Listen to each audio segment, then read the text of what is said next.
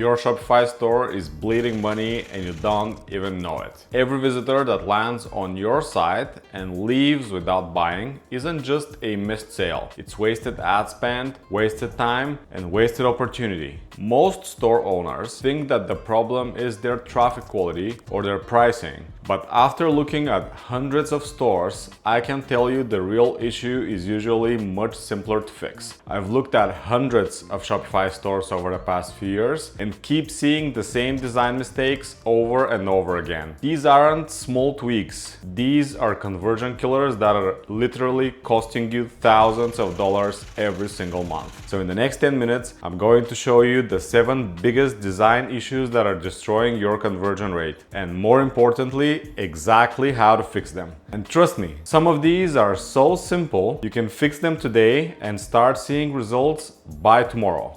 Let's get into it. We're starting with the first one, and that's your homepage. This is probably the biggest mistake I see. Most store owners just pick a theme, maybe change the logo like here, saying "Hey Berlin," and call it done. When a customer lands on your homepage, they should immediately understand what you sell and why they should buy from you instead from your competitors. Right now, your homepage, it probably looks like every other page using the same theme. This looks like the very basic Shopify theme, and customers can't tell what makes you different in the first 3 seconds, so they bounce. Here you have this very generic slider. It says explore our sofa collection. You don't even know what this means. There's a CTA that says enjoy. That doesn't mean anything. It doesn't urge you to take any action whatsoever. You scroll down, you don't know what this brand is.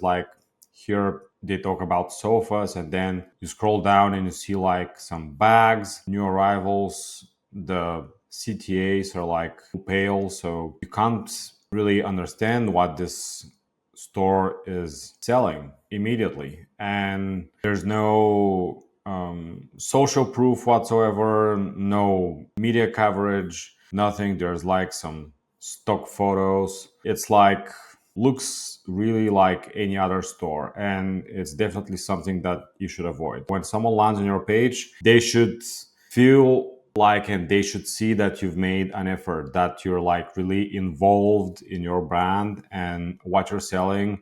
It's not just you slapped some stock images with some basic text and you're waiting for a sale. In 2025, these things just don't work like that. So that's the first thing you should pay attention to. It's your homepage and what makes your brand unique. And the best way to show this is to really be involved in the design. Second one is, you probably already guessed it, is your product page, and obviously the most important page of your store. Here we have a product page by a store called Hunter and Aurora Roses. They do sell roses. It's a very basic product page. I would say many things missing from it. A few good things, that's they have a lot of images that show their product from different angles, but they're not the same proportion. So when you click on them, layout shifts in a weird way. It would have been much better if they're all the same proportion. Here on the left side, you have strange name, Blush Elegance, which doesn't mean anything to anyone. It would be much better to put the number of the roses, I would say.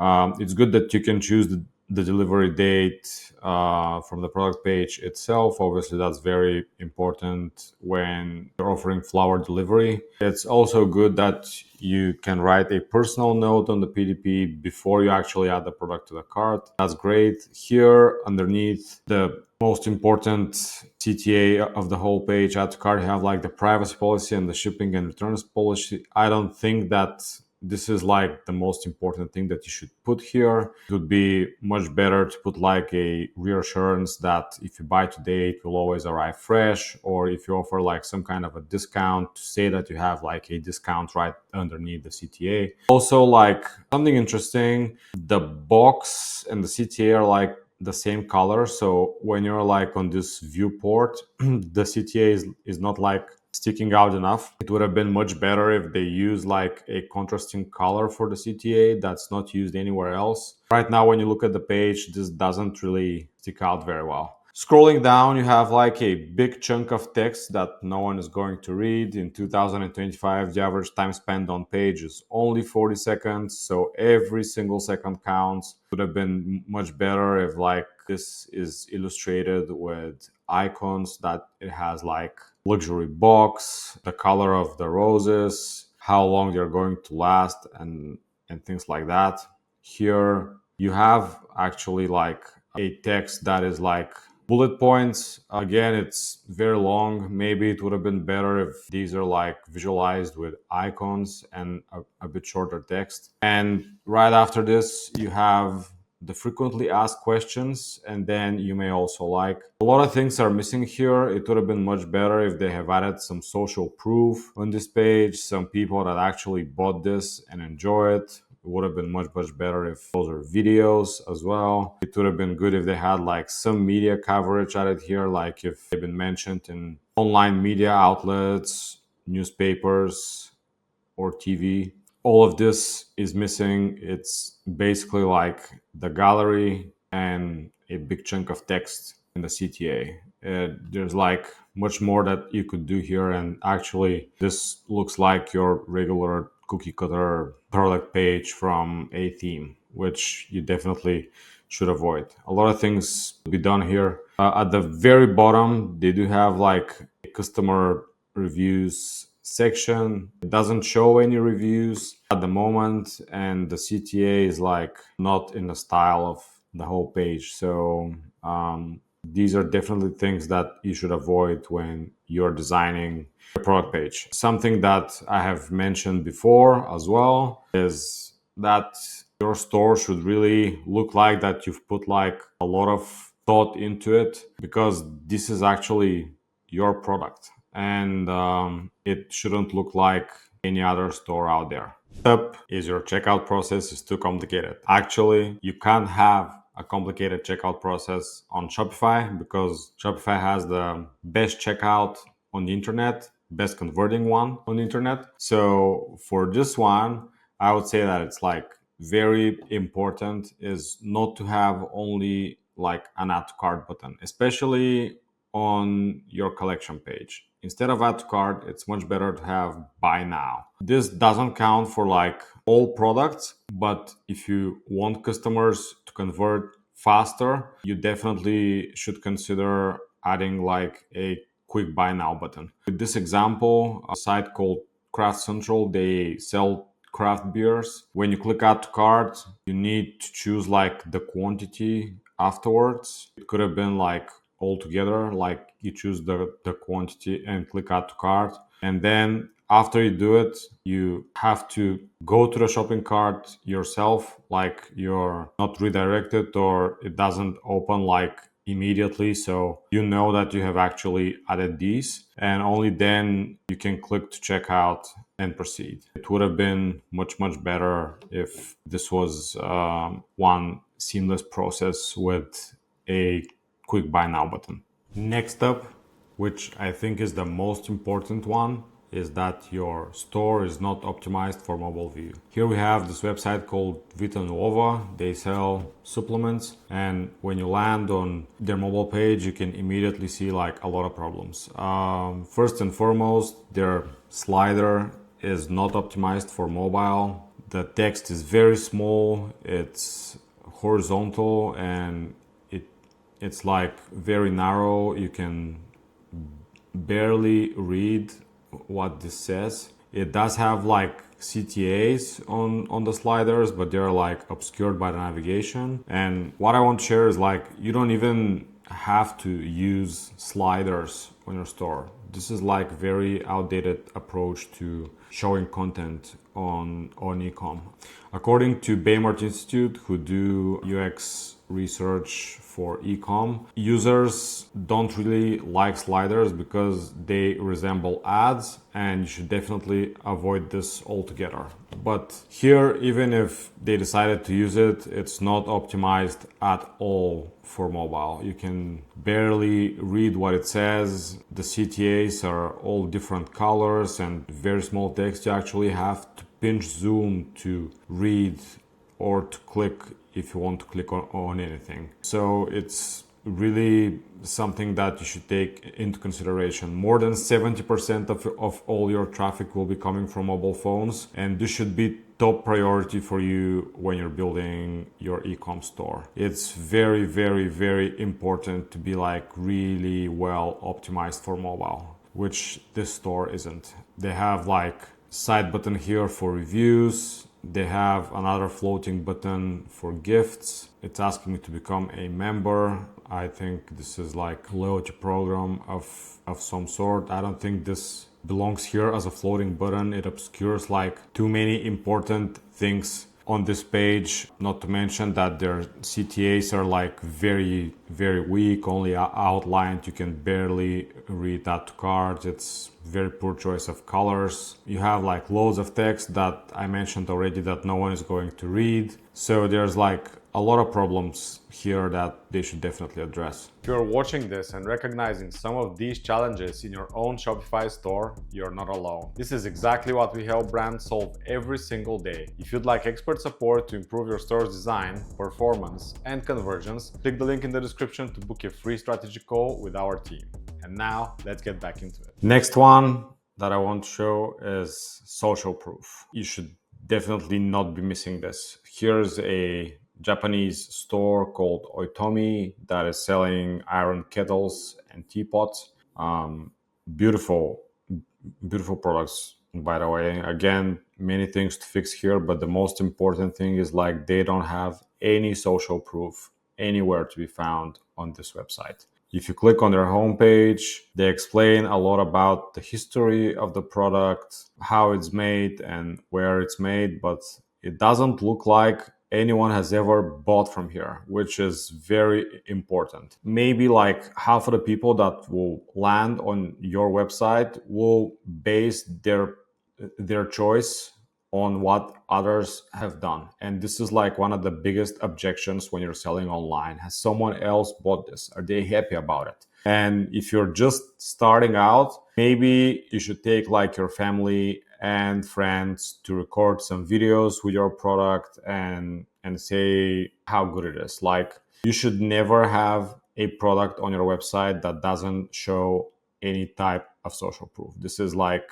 it's crucial. In 2025, no one wants to be the guinea pig of your product. So you have to make sure that you have some credibility that is coming from your buyers.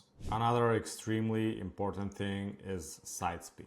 We have this site here called Harman Design. They sell furniture, and quite expensive furniture, I might add. Like, their average product is costing around maybe 2,000 euros, which is a lot of money to spend online. And the website looks nice. There are obviously like things that you could improve, but overall it's not too bad.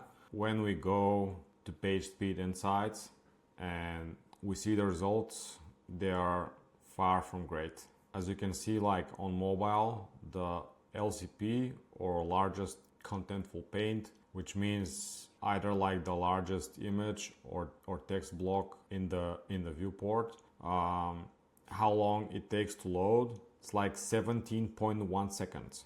That's a terrible result. According to Google, a good LCP is 2.5 seconds or under, and this is something that you should aim for. Remember a very important metric by Baymart: for every second added of load time, you lose 7% of conversion. So speed is like extremely important. 70% of your customers are browsing your store on mobile phones, and most of them are on the go. They're not connected to Wi-Fi. Optimizing speed for your website is crucial in 2025, so you should really double down on that. Number 7 is navigation.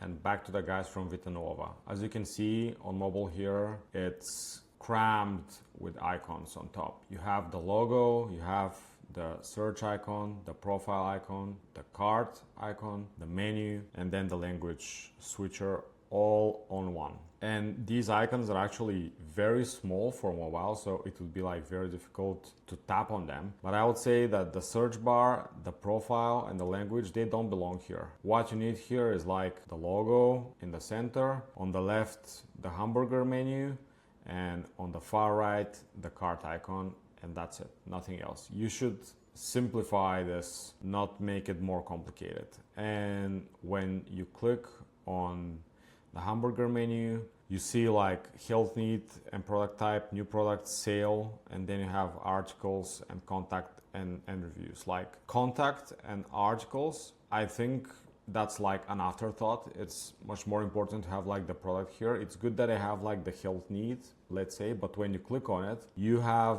like a scrollable hamburger menu, which is something that you should definitely avoid. What you should have here instead is the top 5 health needs that people buy, and then another button that says see all. You don't need to list everything. You don't need to make your users scroll down to see all of the categories in your hamburger menu. That's a big no-no. Same goes with product type. A lot is happening here. You need the top 5 and then explore more, where it's going to lead you to all of your products, and then you can use the filter to find the right product. This is too much and too complicated, so you should definitely avoid it. And while we're at the Vita Nuova, I can show you number 8, last but not least, scarcity and urgency.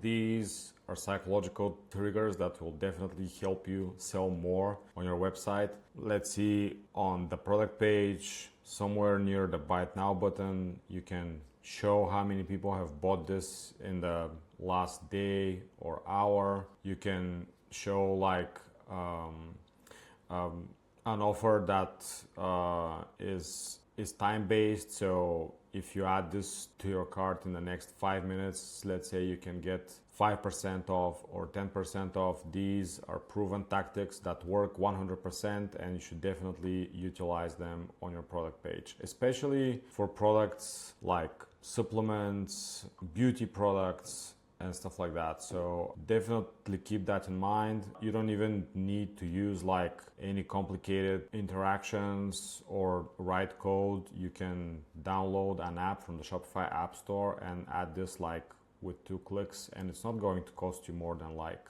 maybe $10 and $20 a month, but it's definitely going to add a lot of money to your average order value. Look, I just gave you 8 conversion killers that are probably destroying your Shopify store right now. And here's the crazy part. Most of these fixes don't cost you any money. They just require you to actually pay attention to your customers' experience instead of just focusing on getting more traffic. The difference between 1% conversion rate and 4% conversion rate on the same traffic is literally the difference between losing money and making serious profit. So if you're serious about your Shopify business, you need to audit your store today using this checklist. And if you found this helpful, make sure you hit that like button and subscribe, because I drop new conversion rate and optimization and design strategies every single week. I've got videos on advanced checkout optimization, mobile conversion tactics, and turning visitors into buyers. All the design and conversion tactics you need to build a profitable store. Drop a comment below and let me know which one of these issues you found on your store. I read every single comment and I'll give you specific advice for your situation. Thanks for watching and see you in the next one.